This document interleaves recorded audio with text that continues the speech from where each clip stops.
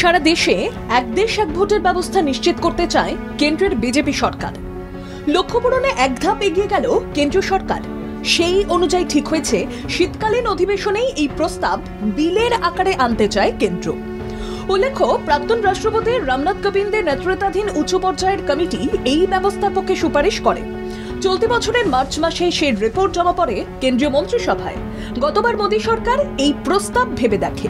বিজেপির যুক্তি, এক দেশ এক ভোট করা হলে খরচ অনেকটাই কমবে, কারণ দফায় দফায় নির্বাচন হলে উন্নয়নের কাজ বাধা পায় বলে কেন্দ্রীয় সরকার মনে করে। রামনাথ কোবিন্দের নেতৃত্বাধীন কমিটির স্পষ্ট অভিমত ছিল এক দেশ এক নির্বাচন করা প্রয়োজন। সেজন্য প্রথম ধাপে লোকসভার সঙ্গে বিধানসভার ভোটের সংস্থান রাখা হচ্ছে বিলে। এরপর 100 দিনের মধ্যে পঞ্চায়েত বা পুরসভার নির্বাচন সম্পন্ন করার প্রস্তাবও রাখা হচ্ছে। সংসদের শীতকালীন অধিবেশনেই এই সংক্রান্ত বিল পাশ করাতে চায় কেন্দ্রের বিজেপি সরকার। কেন্দ্রীয় সরকারের চাপিয়ে দেওয়া নীতির বিরুদ্ধে সংসদে সোচ্চার হতে চায় তৃণমূল কংগ্রেস। ডেরেক ওব্রায়েন সুর চড়িয়ে এই ধরনের গাজুয়ারি নীতির কড়া সমালোচনা করেছেন। কংগ্রেস সহ অবিজেপি দলগুলো কেন্দ্রীয় নীতির কঠোর সমালোচনা করেছে। তাই ইন্ডিয়া জোট মিলিতভাবে যে এই এক দেশ এক নির্বাচনের বিরোধিতা করতে পারে তার আভাস দিয়ে রেখেছে বিরোধীরা।